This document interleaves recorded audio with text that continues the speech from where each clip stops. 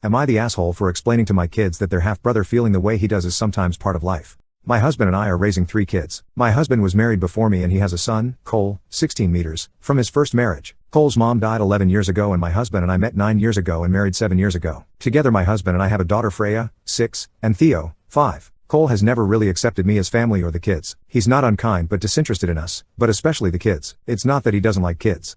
He's great with other kids. Cole was in therapy after his mom died and we did family therapy together before my husband and I married. He never spoke against the marriage or us having kids, but he's not very warm toward us either. It really shows with the kids more because they really want to be closer to him. They want him to take the same interest in them as he does in other kids. They have seen him with his friends' much younger siblings and with young cousins and with kids in the neighborhood.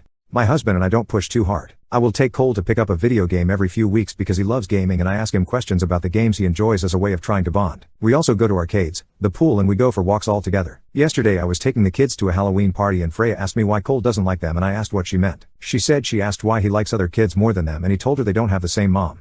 Theo didn't really understand most of it but Freya understood enough to be upset. She was crying and Theo was confused more than anything. This all came up because Freya wanted to show off her costume to Cole but he wasn't interested. Yet he does show interest in other kids' costumes. I told them sometimes, when a kid ends up with their parents no longer together and they fight a lot or when a kid loses their mommy or daddy young like Cole lost his mommy, it means they find it hard to let some people into their heart. That Cole lost his mommy and it made it harder for him to feel about us the way we feel about him. Freya said her best friend has a sister who has a different dad but she loves her. I told her it doesn't happen all of the time and sometimes it gets better but that how Cole feels does happen at times and all we can do is try to accept it and respect the way he feels. I also told them it was not their fault, at all.